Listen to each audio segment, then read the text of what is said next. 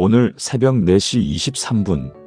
알람이 울렸지만 몸이 일어나지 않습니다. 어젯밤 신용카드 독촉 전화를 받고 잠을 설쳤기 때문입니다. 하나님, 기도해도 아무 일도 안 일어나요. 혹시 여러분도 이런 새벽을 맞이하고 계신가요? 통장 잔액을 확인할 때마다 한숨이 나오고 청구서가 올 때마다 가슴이 철렁 내려앉는 그런 날들을 보내고 계시진 않으신가요? 솔직히 고백하겠습니다. 저도 목사이지만 그런 새벽이 많았습니다. 특히 5년 전 그 겨울에는 정말 견디기 힘들었습니다. 교회 건축을 위해 개인적으로 보증을 섰는데 예상치 못한 일들이 연속으로 터졌습니다. 매달 이자만 수백만 원, 원금은 감히 손도 댈 수 없는 상황이었습니다. 새벽마다 기도는 했지만 솔직히 하나님이 들으시는지조차 확신이 서지 않았습니다. 목사인데 믿음이 이렇게 작다니 부끄러웠습니다. 그런데 지금 제 앞에는 놀라운 간증들이 쌓여 있습니다. 21일 동안 빌립보서 4장을 자면서 들었더니 재정이 회복되었다는 간증, 10년 묵은 빚을 갚게 되었다는 간증, 끊겼던 사업이 다시 살아났다는 간증들입니다. 어떻게 이런 일이 가능할까요? 오늘 여러분과 함께 나눌 이야기는 단순한 성공 스토리가 아닙니다. 이것은 하나님의 살아있는 말씀이 우리 삶에 어떻게 역사하시는지를 보여주는 놀라운 증거입니다. 21일 빌립보서 4장 자면서 듣는 말씀. 이 세 가지가 만났을 때 일어나는 7가지 기적을 지금부터 함께 나누겠습니다. 여러분의 재정도, 여러분의 가정도, 여러분의 미래도 이 말씀 안에서 완전히 새로워질 것입니다. 여러분, 재정이 어려울 때 가장 먼저 사라지는 것이 무엇인지 아십니까? 바로 기쁨입니다. 통장 잔액을 확인할 때마다, 청구서를 받을 때마다, 월급날이 다가올 때마다 얼굴이 어두워지고 마음이 무거워집니다. 기쁨은 사치처럼 느껴지고 웃음은 어색하게만 느껴집니다. 지금 이 상황에 어떻게 기뻐할 수 있어? 라는 생각이 드실 것입니다. 저도 그랬습니다. 빚 독촉 전화를 받으면서 어떻게 기뻐할 수 있겠습니까? 그런데 성경은 정반대로 말씀하십니다. 빌립보서 4장 4절입니다. 주 안에서 항상 기뻐하라. 내가 다시 말하노니 기뻐하라. 이 말씀에서 가장 중요한 단어는 항상입니다. 바울이 이 편지를 쓸 때 그는 로마 감옥에 갇혀 있었습니다. 내일 죽을지도 모르는 상황이었습니다. 재정은커녕 자유조차 없는 상태였습니다. 그런데 그는 항상 기뻐하라고 말합니다. 더 놀라운 것은 내가 다시 말하노니라는 표현입니다. 한 번도 아니고 2번을 강조하는 것입니다. 왜 그럴까요? 기쁨은 단순한 감정이 아니기 때문입니다. 기쁨은 하나님의 임재를 경험하는 통로이고 그 임재 안에서 모든 것이 변화되기 때문입니다. 주 안에서라는 말씀이 핵심입니다. 환경 안에서가 아니라, 통장 잔액 안에서가 아니라 주님 안에서 기뻐하는 것입니다. 이것은 선택이고 결단입니다. 그렇다면 어떻게 이 기쁨을 선택할 수 있을까요? 첫째, 매일 아침 눈을 뜨자마자 주 안에서 항상 기뻐하라는 말씀을 고백하십시오. 통장을 확인하기 전에, 뉴스를 보기 전에, 하루를 걱정하기 전에 먼저 이 말씀을 선포하는 것입니다. 둘째, 잠들기 전 빌립보서 4장 낭독 음성을 틀어놓으십시오. 우리의 무의식은 잠자는 동안에도 말씀을 듣고 있습니다. 반복해서 듣는 말씀은 우리 영혼 깊은 곳에 새겨집니다. 셋째, 작은 것에 감사하는 훈련을 시작하십시오. 오늘 먹을 밥이 있다는 것, 잠잘 집이 있다는 것, 숨 쉴 수 있다는 것에 감사하십시오. 이것이 기쁨의 시작입니다. 서울 강서구에 사시는 박순자 자매님 58세의 이야기를 나누겠습니다. 박 자매님은 2년 전 남편이 사업 실패로 5천만 원의 빚을 지고 집을 나간 상태였습니다. 혼자 식당 설거지 일을 하며 고등학생 아들을 키우고 있었는데 월세조차 밀리기 시작했습니다. 매일 새벽 기도를 나갔지만 기도 중에도 눈물만 흘렀고 기쁨은 찾을 수 없었습니다. 그러던 2024년 1월 3일 새벽 기도회에서 목사님이 빌립보서 4장 4절을 선포하셨습니다. 주 안에서 항상 기뻐하라. 박 자매님은 그날 결단했습니다. 상황은 최악이지만 나는 주 안에서 기뻐하기로 선택하겠습니다. 그날부터 21일 동안 잠들 때마다 빌립보서 4장을 들었습니다. 처음 3일은 아무 변화가 없었습니다. 오히려 더 힘들었습니다. 기뻐하려고 하는데 현실은 자꾸 절망을 말했기 때문입니다. 하지만 포기하지 않았습니다. 5일째 되던 날 작은 변화가 시작되었습니다. 설거지를 하면서도 어느새 콧노래가 나오는 것이었습니다.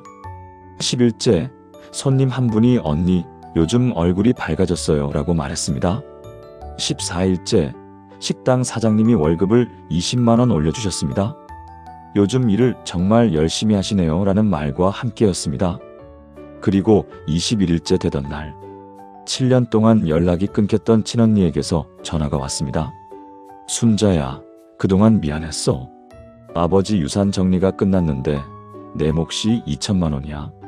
박 자매님은 전화를 끊고 그 자리에 주저앉아 울었습니다. 밀린 월세를 낼 수 있었고 아들 학원비를 낼 수 있었습니다. 더 놀라운 것은 그 이후였습니다. 기쁨이 회복되자 모든 것이 달라지기 시작했습니다. 식당 사장님이 박 자매님을 주방장으로 승진시켜 주셨고 월급이 2배로 올랐습니다. 6개월 후 가출했던 남편이 돌아왔습니다. 당신 얼굴이 너무 밝아져서 나도 다시 시작하고 싶어라는 말과 함께였습니다. 지금 박 자매님 부부는 작은 치킨집을 운영하고 있고 빚도 절반 이상 갚았습니다. 무엇보다 부부가 함께 새벽마다 빌립보서 4장을 듣고 있습니다. 사랑하는 여러분, 지금 저와 함께 이렇게 기도해 보시겠습니까? 사랑의 하나님 아버지, 오늘 주 안에서 기뻐하는 법을 배우게 하소서. 환경이 아무리 어두워도 통장이 텅 비어 있어도 주님 안에서 항상 기뻐할 수 있는 은혜를 주소서. 제 입술에 찬양을 주시고 제 마음에 감사를 채워주소서. 이 기쁨이 제 재정의 문을 여는 열쇠가 되게 하시고 제 삶의 모든 영역을 변화시키는 능력이 되게 하소서. 오늘부터 21일 동안 빌립보서 4장을 들으며 주님의 기쁨을 선택하겠습니다. 예수님의 이름으로 기도합니다. 아멘. 여러분, 기쁨은 우리가 선택할 수 있습니다. 환경이 바뀌기를 기다리지 마십시오. 먼저 기쁨을 선택하면 하나님께서 환경을 바꾸십니다. 이것이 첫 번째 기적입니다. 그런데 이것은 시작에 불과합니다. 재정이 어려워지면 사람들에게 가장 먼저 나타나는 증상이 있습니다. 바로 마음이 좁아지는 것입니다. 남이 잘 되는 것이 배가 아프고 조그만 손해도 참지 못하고 누군가 돈 이야기만 해도 경계하게 됩니다. 빌려준 돈 생각나고 사기당한 기억이 떠오르고 세상이 온통 나를 속이려는 사람들로 가득 찬 것처럼 느껴집니다. 혹시 여러분도 그런 적 있으신가요? 저도 있었습니다. 빚에 쪼들리던 그때 저는 성도들을 대할 때도 마음이 편하지 않았습니다.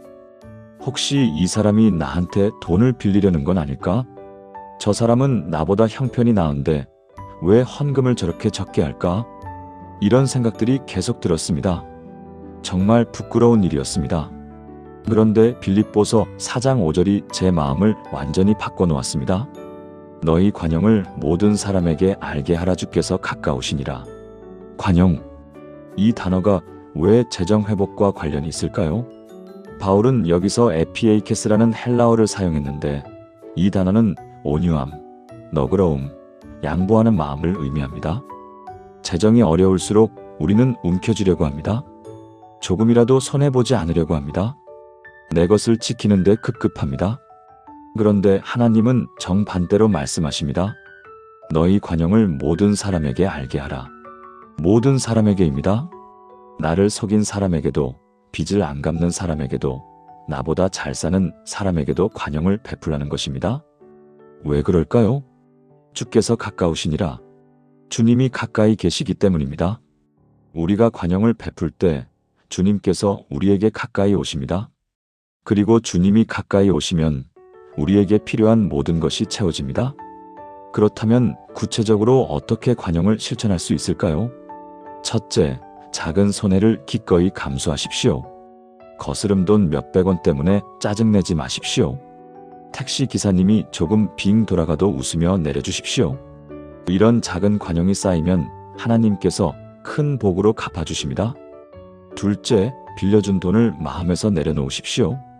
밤낮으로 언제 갚을까 생각하지 마십시오. 하나님께 드린 것이라고 생각하고 잊어버리십시오. 그러면 하나님께서 다른 방법으로 채워주십니다. 셋째, 남의 성공을 진심으로 축하하십시오.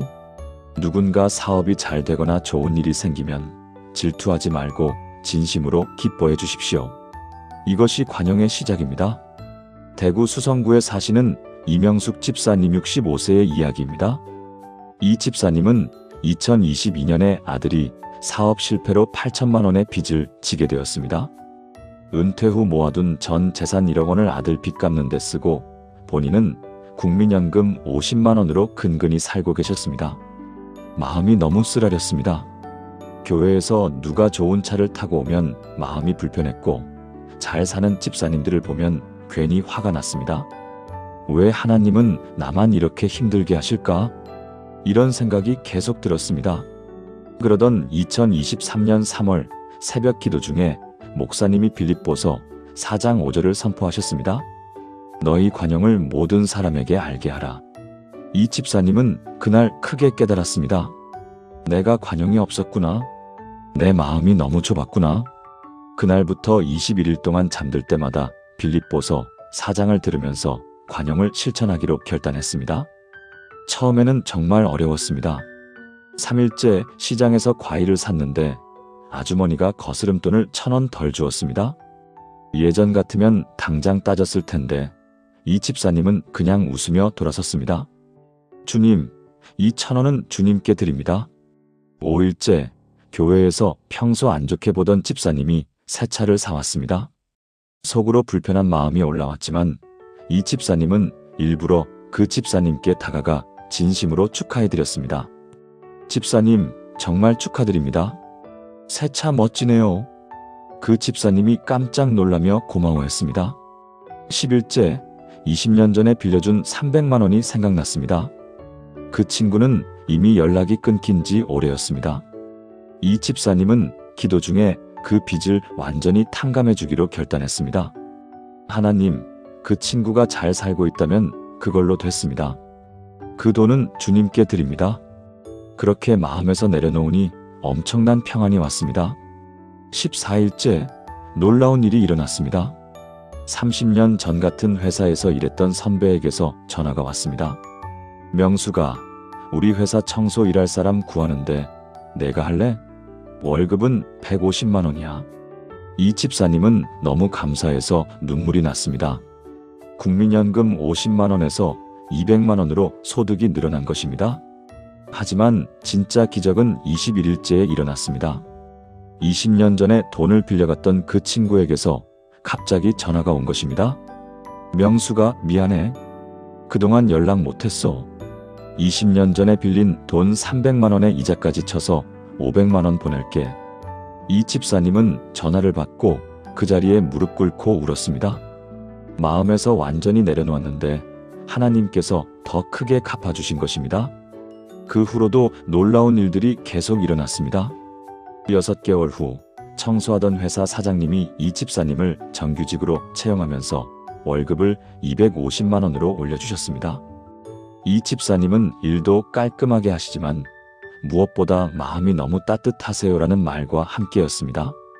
1년 후 빚더미에 앉았던 아들이 새 직장을 구했고 매달 100만 원씩 어머니께 드리기 시작했습니다. 지금 이 집사님은 매달 350만 원의 수입으로 넉넉하게 살고 계십니다. 무엇보다 마음이 너무 편하고 행복하다고 합니다.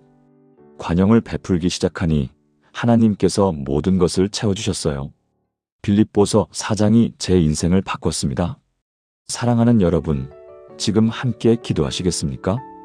자비하신 하나님 아버지, 저의 좁았던 마음을 용서해 주소서. 오늘부터 관용을 베푸는 사람이 되게 하소서. 작은 손해를 기꺼이 감수하고 남의 성공을 진심으로 축하하며 빌려준 것을 마음에서 내려놓는 은혜를 주소서. 제가 관용을 베풀 때 주님께서 가까이 오심을 믿습니다. 주님이 가까이 오시면 제게 필요한 모든 것이 채워짐을 믿습니다. 오늘부터 관용의 사람으로 살겠습니다. 예수님의 이름으로 기도합니다. 아멘. 여러분, 움켜쥘수록 빠져나갑니다. 하지만 관용을 베풀면 하나님께서 채워주십니다. 이것이 두 번째 기적입니다. 여러분, 재정이 어려울 때 밤에 잠을 잘 주무시나요? 대부분 그렇지 못합니다. 밤에 누우면 온갖 생각이 다 듭니다. 다음 달 월세는 어떻게 내지? 이번 주까지 갚아야 하는 돈은 어디서 구하지? 아이 학원비가 또 밀렸는데. 생각할수록 가슴이 답답하고 숨이 막힙니다. 불안이 물밀듯이 밀려옵니다. 혹시 여러분도 그런 밤을 보내고 계신가요? 저도 그랬습니다. 빚에 쪼들리던 그때 저는 새벽 3시면 깼습니다. 그리고 아침까지 뒤척이며 걱정만 했습니다. 기도를 해도 불안은 가시지 않았습니다. 그런데 빌립보서 4장 6절부터 7절이 제 불안을 완전히 몰아냈습니다. 아무것도 염려하지 말고 다만 모든 일에 기도와 간구로 너희 구할 것을 감사함으로 하나님께 아뢰라.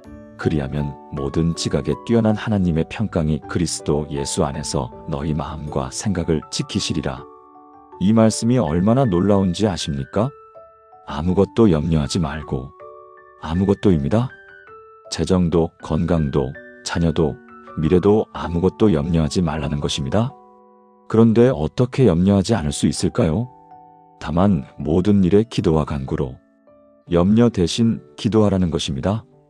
여기서 중요한 것은 모든 일에라는 표현입니다. 큰 일만이 아닙니다. 작은 일도, 하찮은 일도, 부끄러운 일도 모두 하나님께 아뢰라는 것입니다. 너희 구할 것을 감사함으로 하나님께 아뢰라. 구하되 감사함으로 구하라는 것입니다. 이게 핵심입니다. 불평하며 구하는 것이 아니라 감사하며 구하는 것입니다. 이미 응답해 주실 줄 믿습니다라는 믿음의 감사로 구하는 것입니다. 그러면 어떻게 됩니까? 모든 지각에 뛰어난 하나님의 평강이 그리스도 예수 안에서 너희 마음과 생각을 지키시리라. 모든 지각에 뛰어난 평강입니다.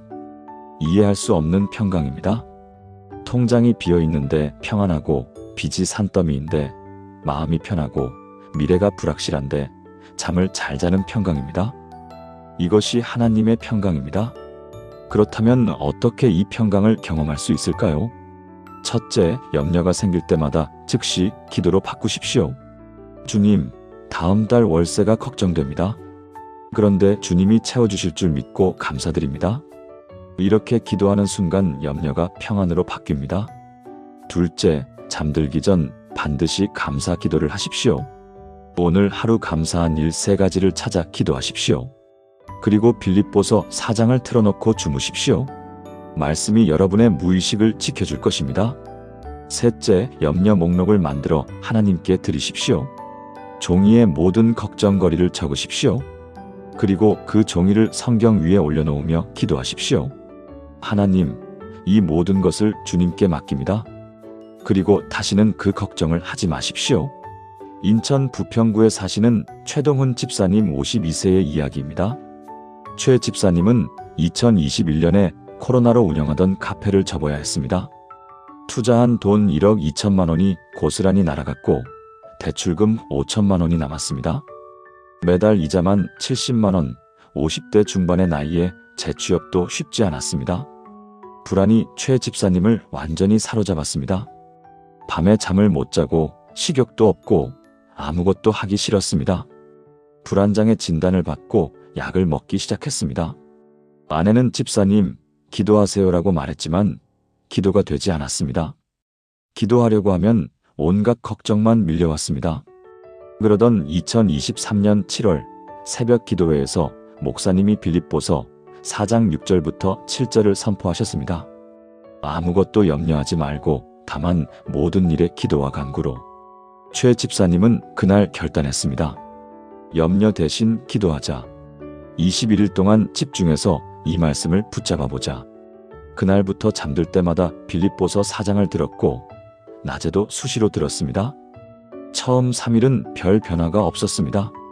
여전히 불안했고 여전히 잠을 못 잤습니다. 하지만 4일째부터 조금씩 달라지기 시작했습니다. 염려가 생길 때마다 주님, 이것도 감사함으로 아뢰나이다라고 기도했습니다. 신기하게도 기도하는 순간 불안이 조금씩 가라앉았습니다. 7일째, 처음으로 새벽까지 푹 잤습니다. 10일째, 불안장애 약을 끊었습니다. 더 이상 필요가 없었습니다. 14일째, 완전히 다른 사람이 되어 있었습니다. 빚이 여전히 5천만 원이 남아있는데 마음은 평안했습니다. 하나님이 책임지실 것이라는 확신이 생겼습니다. 그리고 21일째 되던 날, 15년 전 같은 회사에서 일했던 후배에게서 전화가 왔습니다. 형님, 저희 회사에서 매장 관리 팀장을 구하는데 형님이 딱일 것 같아요. 연봉은 4천만 원입니다. 최 집사님은 전화를 받고 눈물을 흘렸습니다. 1년 넘게 구직 활동을 했지만 한 곳도 되지 않았는데 21일째에 전화가 온 것입니다. 더 놀라운 것은 그 후였습니다. 새 직장에서 일을 시작한 지 3개월 후 회사 사장님이 최 집사님을 불렀습니다. 최 팀장님, 일을 정말 잘하시네요. 성과급으로 500만 원 드립니다. 6개월 후에는 1천만 원의 보너스를 받았습니다. 최 팀장님 덕분에 매출이 30% 올랐습니다. 1년 후 최 집사님은 5천만 원의 빚을 다 갚았습니다. 그리고 저축도 시작했습니다. 무엇보다 불안이 완전히 사라졌습니다. 빌립보서 4장이 제 인생을 구했습니다. 염려 대신 기도했더니 하나님께서 평강으로 제 마음을 지켜주셨습니다. 지금 최 집사님은 불안장애로 고생하는 성도들을 상담해주고 계십니다. 염려하지 마세요. 대신 기도하세요. 21일만 빌립보서 4장을 들으며 기도해보세요. 하나님께서 반드시 평강을 주십니다. 사랑하는 여러분, 함께 기도하시겠습니까? 평강의 하나님 아버지, 저의 모든 염려를 주님께 맡깁니다. 재정 문제도, 건강 문제도, 자녀 문제도, 미래에 대한 모든 걱정을 주님께 아뢰나이다. 감사함으로 구합니다. 이미 응답해 주실 줄 믿고 감사드립니다. 모든 지각에 뛰어난 주님의 평강이 제 마음과 생각을 지켜주소서. 불안 대신 평안을, 걱정 대신 확신을 주소서. 오늘부터 21일 동안 염려 대신 기도하며 주님의 평강을 경험하겠습니다. 예수님의 이름으로 기도합니다. 아멘. 여러분, 염려는 우리를 무너뜨립니다. 하지만 기도는 우리를 세워줍니다. 이것이 세 번째 기적입니다. 여러분, 재정이 어려울 때 어떤 생각을 가장 많이 하시나요? 안 돼, 불가능해, 나는 안 될 거야, 망했어. 이런 부정적인 생각들이 하루 종일 머릿속을 맴돌지 않으신가요? 이것이 바로 문제입니다. 우리의 생각이 우리의 현실을 만들기 때문입니다. 부정적인 생각은 부정적인 결과를 만들고 긍정적인 생각은 긍정적인 결과를 만듭니다. 저도 그랬습니다. 빚에 쪼들리던 그때 제 머릿속은 온통 부정적인 생각으로 가득했습니다. 이 빚을 언제 다 갚지? 평생 이렇게 살아야 하나? 하나님은 왜 나를 도와주지 않으실까? 이런 생각들이 저를 점점 더 깊은 절망으로 끌고 갔습니다. 그런데 빌립보서 4장 8절이 제 생각을 완전히 바꿔놓았습니다. 끝으로 형제들아, 무엇에든지 참되며 무엇에든지 경건하며 무엇에든지 오르며 무엇에든지 정결하며 무엇에든지 사랑받을 만하며 무엇에든지 칭찬받을 만하며 무슨 덕이 있든지 무슨 기림이 있든지 이것들을 생각하라. 이것들을 생각하라. 하나님께서 우리의 생각을 명령하고 계십니다. 생각은 선택입니다.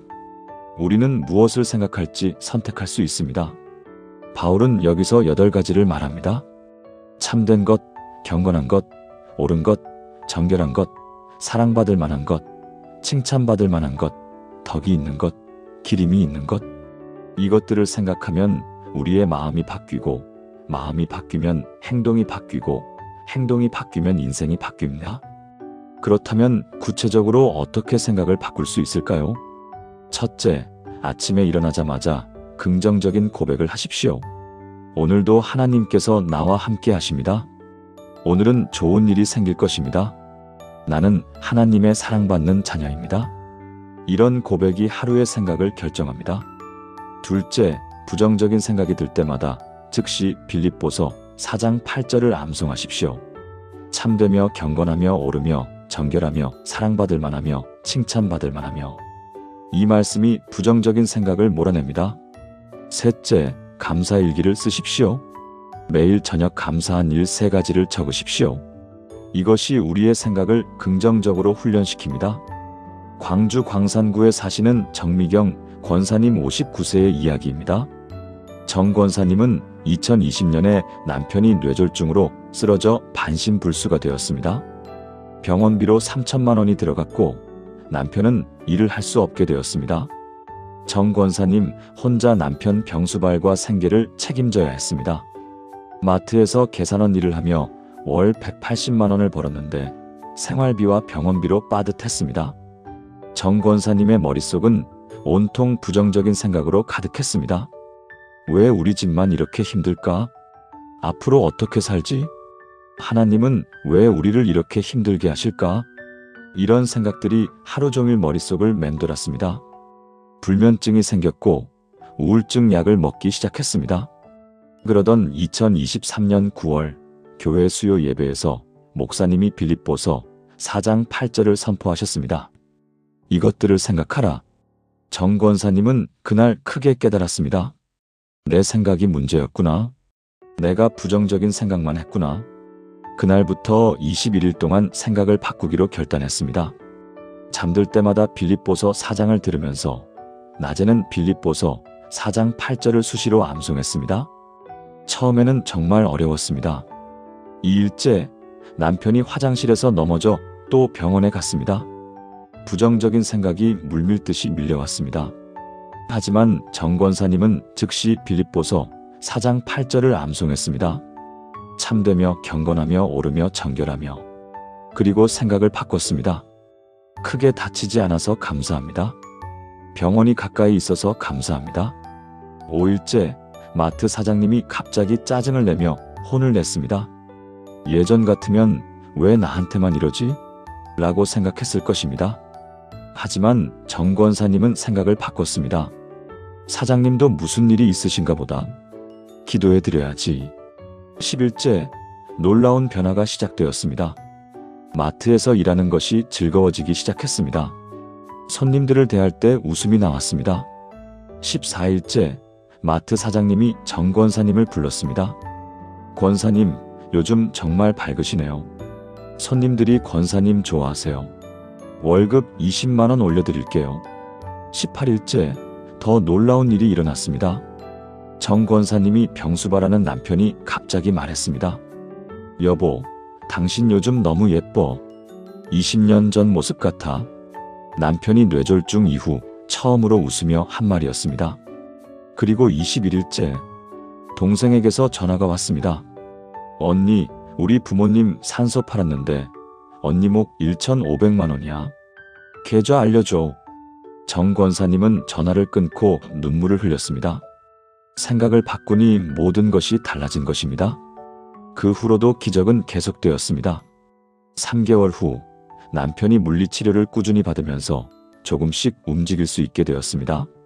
6개월 후 남편이 집에서 간단한 재봉일을 시작했습니다. 한 달에 50만 원씩 벌기 시작했습니다. 1년 후 정 권사님은 마트 부매니저로 승진했고 월급이 250만 원으로 올랐습니다. 무엇보다 정 권사님의 얼굴이 완전히 달라졌습니다. 항상 밝고 긍정적이었습니다. 빌립보서 4장 8절이 제 인생을 바꿨어요. 생각을 바꾸니 모든 것이 바뀌었어요. 여러분도 생각을 바꿔보세요. 기적이 일어납니다. 지금 정 권사님은 교회에서 우울증으로 고생하는 성도들을 상담하고 계십니다. 권사님, 생각을 바꾸세요. 21일만 빌립보서 4장을 들으며 긍정적인 생각을 선택해 보세요. 하나님께서 반드시 놀라운 일을 행하십니다. 사랑하는 여러분, 함께 기도하시겠습니까? 생각을 주관하시는 하나님 아버지, 저의 부정적인 생각을 용서해 주소서. 오늘부터 참되고 경건하고 옳고 정결하고 사랑받을 만하고 칭찬받을 만한 것을 생각하게 하소서. 제 입술에 긍정적인 고백을 주시고 제 마음에 감사를 채워주소서. 생각이 바뀌면 인생이 바뀐다는 진리를 믿습니다. 오늘부터 21일 동안 빌립보서 4장을 들으며 제 생각을 주님의 생각으로 바꾸겠습니다. 예수님의 이름으로 기도합니다. 아멘. 여러분, 생각은 씨앗입니다.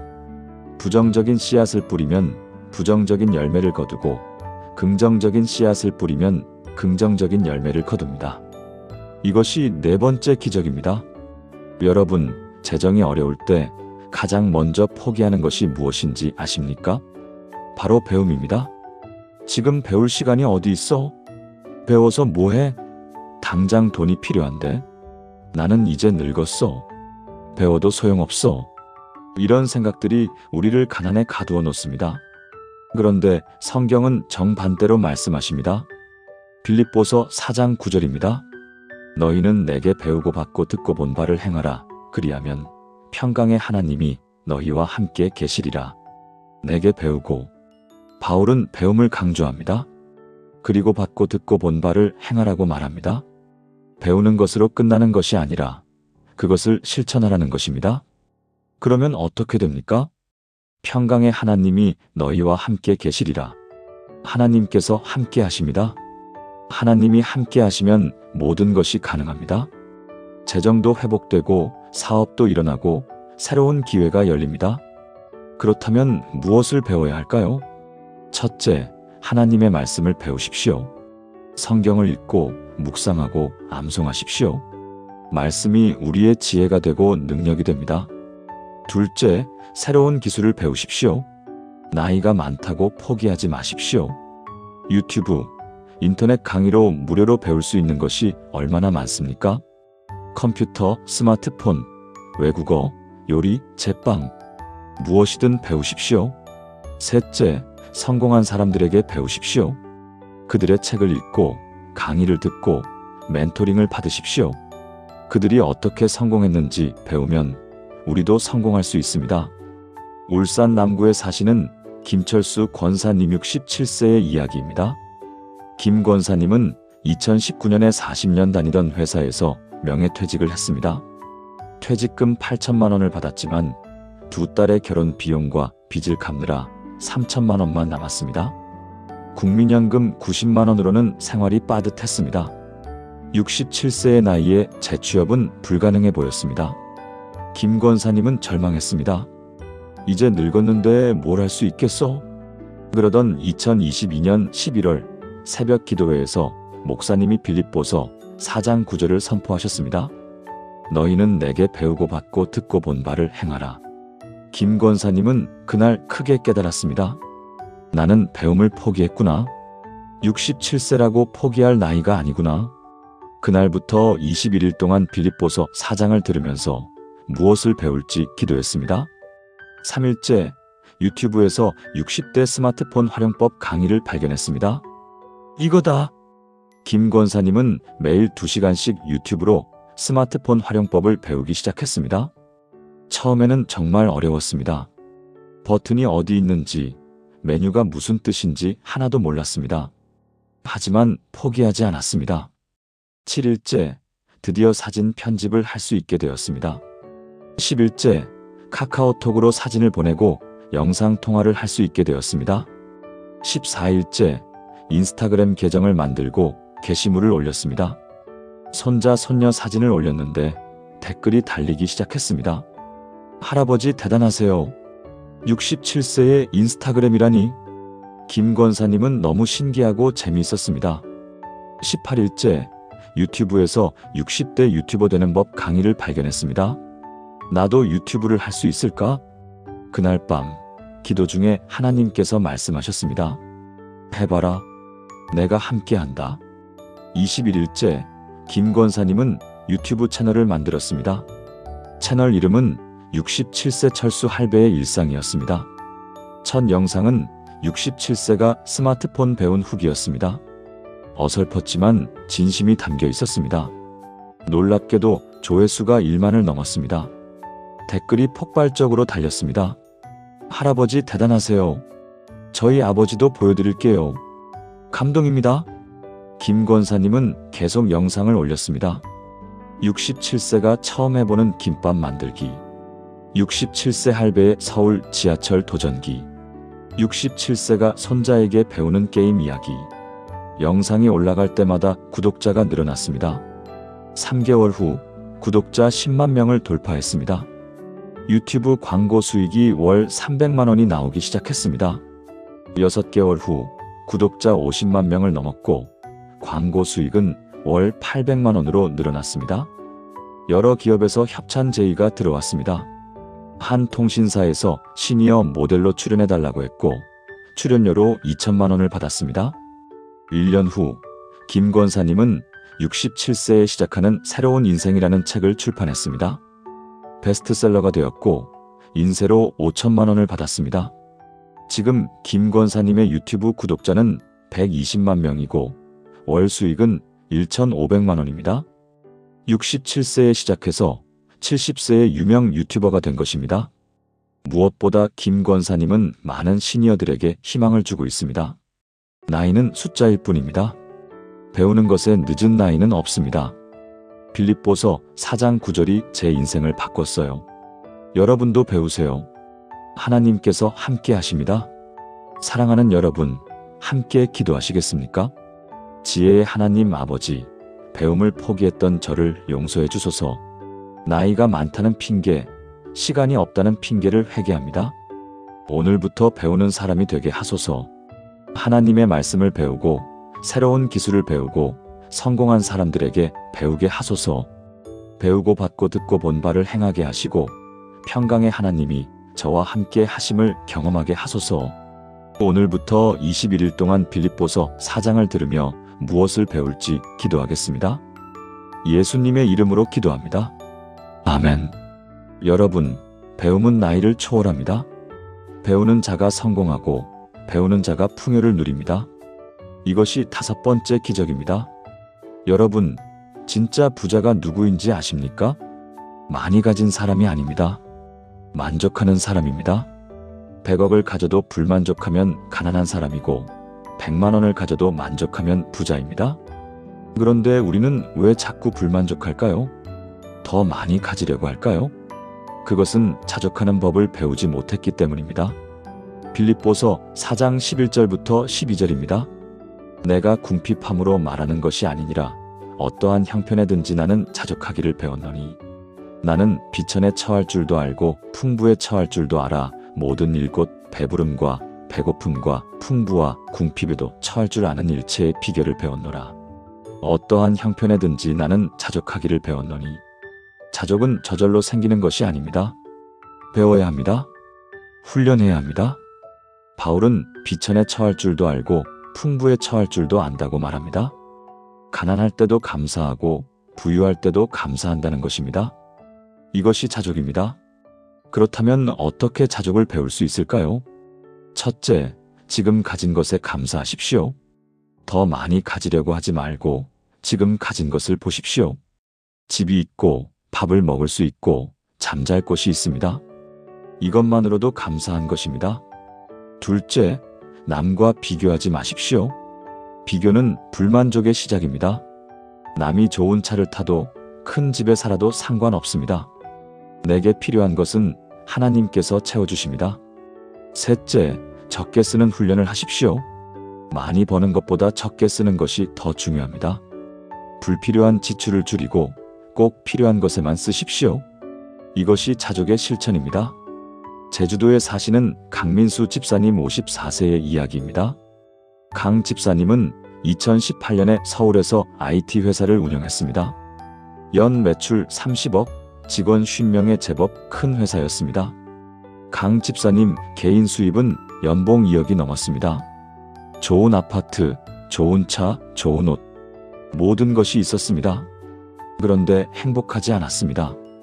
더 큰 회사를 만들고 싶고 더 많은 돈을 벌고 싶고 경쟁사보다 더 커지고 싶었습니다. 밤낮으로 일했지만 만족이 없었습니다. 2020년 코로나로 회사가 어려워지기 시작했습니다. 2021년 결국 회사를 정리해야 했습니다. 빚이 5억 원 남았습니다. 강 집사님은 모든 것을 잃었습니다. 아파트를 팔고 차를 팔고 제주도로 내려갔습니다. 작은 원룸에서 편의점 아르바이트를 시작했습니다. 월 180만 원. 서울에서 월 1,000만 원 넘게 벌던 사람이 월 180만 원을 버는 것입니다. 너무 비참했습니다. 하나님, 왜 저를 이렇게 만드셨습니까? 그러던 2022년 12월 제주도 작은 교회에서 예배를 드리는데 목사님이 빌립보서 4장 11절을 선포하셨습니다. 어떠한 형편에든지 나는 자족하기를 배웠노니. 강 집사님은 그날 눈물을 흘렸습니다. 나는 자족을 몰랐구나. 2억을 벌 때도 불만족했구나. 그날부터 21일 동안 빌립보서 4장을 들으면서 자족을 배우기로 결단했습니다. 처음에는 정말 어려웠습니다. 2일째 서울 친구에게서 전화가 왔습니다. 민수야, 나 새 차 샀어. 벤츠 E클래스? 순간 마음이 불편했습니다. 하지만 강 집사님은 생각을 바꿨습니다. 나는 자전거가 있다. 이것으로 충분하다. 감사하다. 5일째 편의점 사장님이 야단을 쳤습니다. 강씨, 물건 정리 좀 제대로 해요. 예전 같으면 내가 IT 회사 사장이었는데 라고 생각했을 것입니다. 하지만 강 집사님은 겸손히 받아들였습니다. 일할 곳이 있는 것만으로 감사합니다. 10일째 놀라운 변화가 시작되었습니다. 원룸이 편안하게 느껴지기 시작했습니다. 작지만 따뜻하고 좋다. 편의점 일이 즐거워지기 시작했습니다. 손님들을 만나는 것이 재미있다. 14일째 완전히 다른 사람이 되어 있었습니다. 월 180만 원이 부족하지 않았습니다. 이것으로 충분하다. 감사하다. 그리고 21일째 편의점 사장님이 강 집사님을 불렀습니다. 강씨, 요즘 정말 달라졌어요. 항상 밝고 성실하고. 정직원으로 할래요? 월급 250만 원 드릴게요. 강 집사님은 눈물을 흘렸습니다. 자족하니 하나님께서 채워주신 것입니다. 그 후로도 놀라운 일들이 계속되었습니다. 3개월 후 편의점 사장님이 강 집사님에게 제안했습니다. 강씨, 나 나이 들어서 은퇴하려고 하는데 이 편의점 인수할래? 권리금 없이 줄게. 강 집사님은 작은 대출을 받아 편의점을 인수했습니다. 6개월 후 편의점 매출이 2배로 늘었습니다. 강 집사님의 친절과 성실함 때문이었습니다. 월 순수익이 500만 원이 되었습니다. 1년 후 옆 가게까지 인수해서 편의점을 2곳 운영하게 되었습니다. 월 순수익 1천만 원. 서울에서 벌던 것과 비슷한 금액이었습니다. 하지만 완전히 달랐습니다. 서울에서는 불만족했지만 제주도에서는 만족했습니다. 2년 후 강 집사님은 5억 원의 빚을 다 갚았습니다. 그리고 작은 집도 한 채 샀습니다. 무엇보다 강 집사님은 너무 행복했습니다. 빌립보서 4장 11절이 제 인생을 바꿨어요. 자족을 배우니 진짜 부자가 되었어요. 많이 가진 것이 부자가 아니라 만족하는 것이 부자더라고요. 지금 강 집사님은 제주도에서 편의점 3곳을 운영하고 있습니다. 그리고 매달 수익의 10분의 1을 선교에 헌금하고 있습니다. 하나님께서 자족을 가르쳐 주시니 모든 것이 풍족해졌습니다. 사랑하는 여러분, 함께 기도하시겠습니까? 풍성하신 하나님 아버지, 자족하지 못했던 저를 용서해 주소서. 더 많이 가지려고만 했고 남과 비교하며 불만족했습니다. 오늘부터 자족하는 사람이 되게 하소서. 지금 가진 것에 감사하고 남과 비교하지 않고 적게 쓰는 지혜를 주소서. 어떠한 형편에든지 자족하는 비결을 배우게 하소서. 자족하는 자가 진짜 부자임을 믿습니다. 오늘부터 21일 동안 빌립보서 4장을 들으며 자족을 배우겠습니다. 예수님의 이름으로 기도합니다. 아멘. 여러분, 많이 버는 것보다 중요한 것이 있습니다. 바로 만족하는 것입니다. 이것이 6번째 기적입니다. 여러분, 지금까지 6가지 기적을 나누었습니다. 기쁨, 관용, 기도, 생각, 배움, 자족. 이 모든 것이 중요합니다. 하지만 가장 중요한 것이 남았습니다. 바로 이것입니다. 하나님께서 우리의 모든 필요를 채우신다는 것입니다. 빌립보서 4장 13절과 19절입니다. 내게 능력 주시는 자 안에서 내가 모든 것을 할 수 있느니라. 나의 하나님이 그리스도 예수 안에서 영광 가운데 그 풍성한 대로 너희 모든 쓸 것을 채우시리라. 내게 능력 주시는 자 안에서 내가 모든 것을 할 수 있느니라. 이것은 빌립보서에서 가장 유명한 구절입니다. 하지만 많은 사람들이 오해합니다. 내가 무엇이든 할 수 있다고 생각합니다. 그런데 중요한 것은 내게 능력 주시는 자 안에서입니다. 내 능력이 아니라 하나님의 능력입니다. 하나님께서 능력을 주시면 우리는 모든 것을 할 수 있습니다. 재정도 회복되고 사업도 일어나고 빚도 갚아집니다. 그리고 19절이 핵심입니다. 나의 하나님이 그리스도 예수 안에서 영광 가운데 그 풍성한 대로 너희 모든 쓸 것을 채우시리라. 나의 하나님이 개인적인 하나님입니다. 먼 하늘에 계신 하나님이 아니라 나의 아버지 하나님입니다. 너희 모든 쓸 것을 채우시리라. 모든 필요를 채우신다는 약속입니다. 재정의 필요, 건강의 필요, 관계의 필요, 모든 필요를 채우십니다. 그 풍성한 대로. 하나님의 풍성함은 끝이 없습니다. 우리가 생각하는 것보다 훨씬 더 크고 풍성합니다. 그렇다면 어떻게 이 약속을 경험할 수 있을까요? 첫째, 하나님을 전적으로 의지하십시오. 내 능력, 내 지혜, 내 계획을 내려놓고 하나님을 의지하십시오. 하나님이 책임지실 것이라고 고백하십시오. 둘째, 말씀을 붙잡고 기도하십시오. 빌립보서 4장 19절을 암송하며 기도하십시오. 나의 하나님이 모든 쓸 것을 채우시리라. 이 말씀을 선포하십시오. 셋째, 21일 동안 집중하십시오. 21일 동안 빌립보서 4장을 들으며 하나님만 바라보십시오. 21일은 습관이 형성되는 기간입니다. 21일 후에는 여러분의 믿음이 완전히 달라져 있을 것입니다. 부산 해운대구에 사시는 윤혜진 권사님 49세의 이야기입니다. 윤 권사님은 2021년에 남편이 사업 실패로 12억 원의 빚을 지게 되었습니다. 집을 팔고 차를 팔고 가진 것을 다 팔아도 8억 원이 남았습니다. 채권자들이 매일 전화했고 법원에서 독촉장이 왔습니다. 윤 권사님은 절망했습니다. 이 빚을 언제 다 갚지? 8억이면 평생 갚아도 안 될 것 같은데. 남편은 우울증에 걸려 방에 틀어박혔고 고등학생 딸은 학교를 그만두고 싶다고 했습니다. 윤 권사님은 하루에 3개의 아르바이트를 했습니다. 새벽 배달, 낮에는 식당, 저녁에는 대리기사. 하루 18시간을 일했지만 월 400만 원이 고작이었습니다. 이자만 월 300만 원이었습니다. 하나님, 저를 버리셨습니까?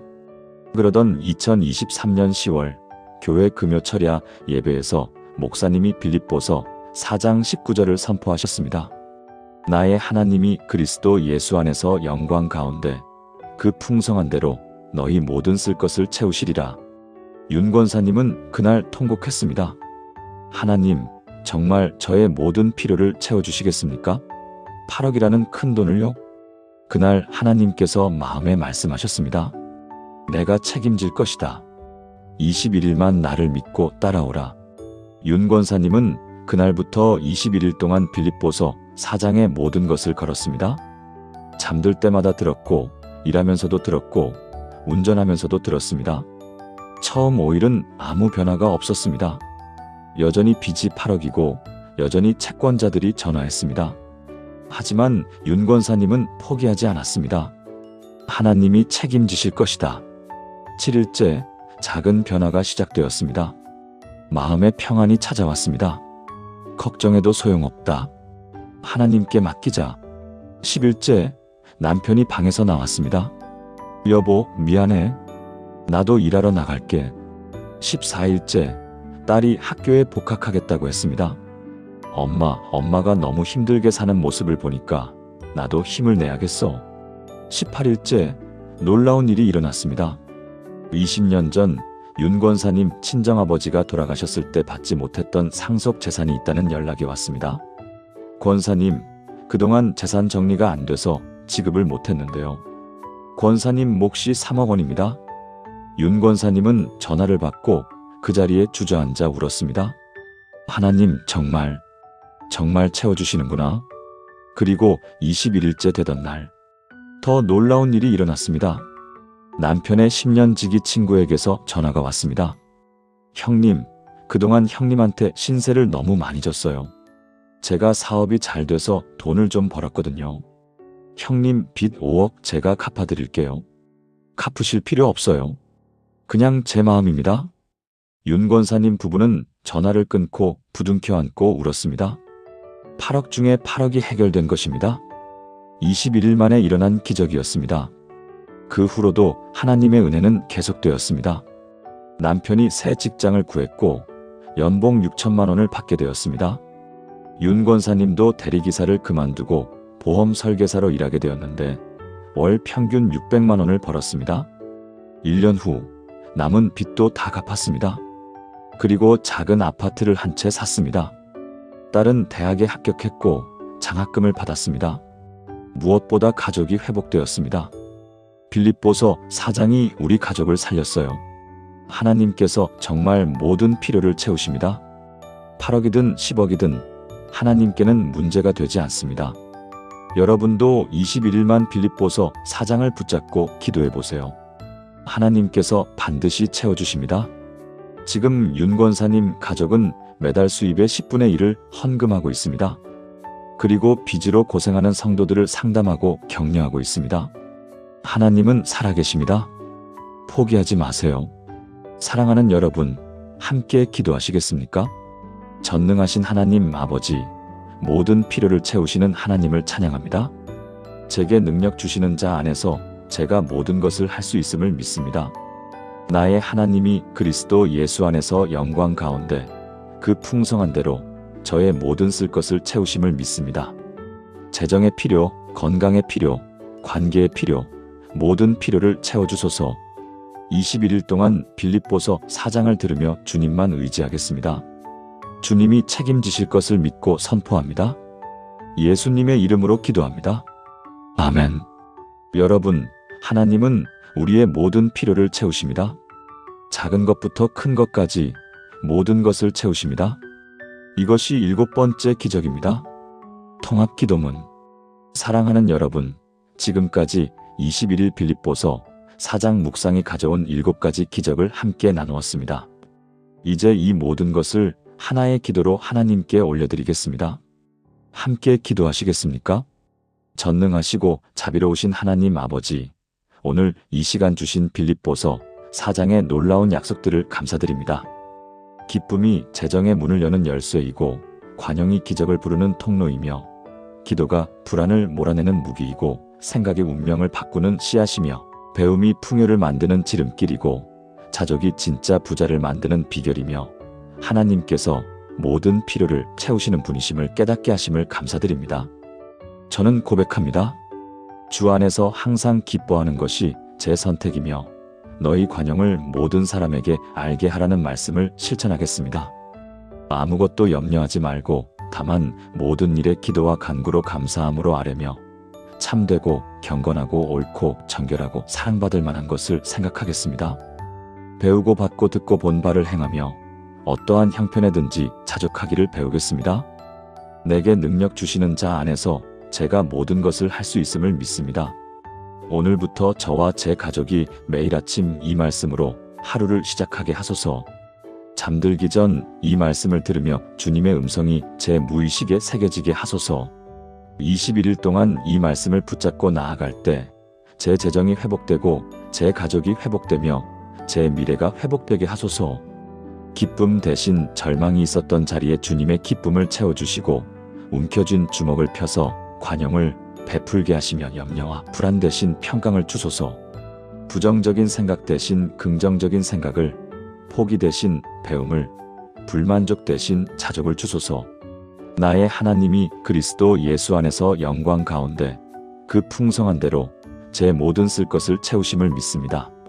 작은 필요도 큰 필요도 모든 필요를 채워주실 줄 믿습니다. 이 모든 것이 주님의 약속이심을 믿고 신뢰하며 의지합니다. 살아계신 예수 그리스도의 이름으로 기도합니다. 아멘. 사랑하는 여러분, 지금까지 21일 빌립보서 4장 묵상이 가져온 7가지 기적을 함께 나누었습니다. 첫째, 기쁨이 재정의 문을 여는 열쇠입니다. 둘째, 관용이 기적을 부르는 통로입니다. 셋째, 기도가 불안을 몰아내는 무기입니다. 넷째, 생각이 운명을 바꾸는 씨앗입니다. 다섯째, 배움이 풍요를 만드는 지름길입니다. 여섯째, 자족이 진짜 부자를 만드는 비결입니다. 일곱째, 하나님이 모든 필요를 채우시는 분입니다. 이 7가지는 단순한 지식이 아닙니다. 실제로 많은 사람들의 인생을 바꾼 살아있는 진리입니다. 여러분도 오늘부터 21일 동안 빌립보서 4장을 자면서 들어보십시오. 매일 아침 이 말씀으로 하루를 시작하고 매일 저녁 이 말씀으로 잠들기 전 기도하십시오. 21일 후 여러분의 재정이 어떻게 변했는지, 여러분의 마음이 어떻게 변했는지, 여러분의 삶이 어떻게 변했는지 보게 될 것입니다. 하나님께서 반드시 여러분의 모든 필요를 채워주실 것입니다. 혹시 이 말씀이 여러분의 마음에 닿았다면 좋아요를 눌러주시고 아래 댓글에 아멘 또는 21일 도전합니다 라고 남겨주세요. 그리고 더 많은 분들이 이 은혜를 받을 수 있도록 공유 부탁드립니다. 여러분의 재정에, 여러분의 가정에, 여러분의 미래에 하나님의 풍성한 축복이 넘치기를 기도합니다. 21일 후 여러분의 놀라운 간증을 기대하겠습니다. 하나님의 은혜와 평강이 여러분과 함께 하기를 축복합니다. 감사합니다.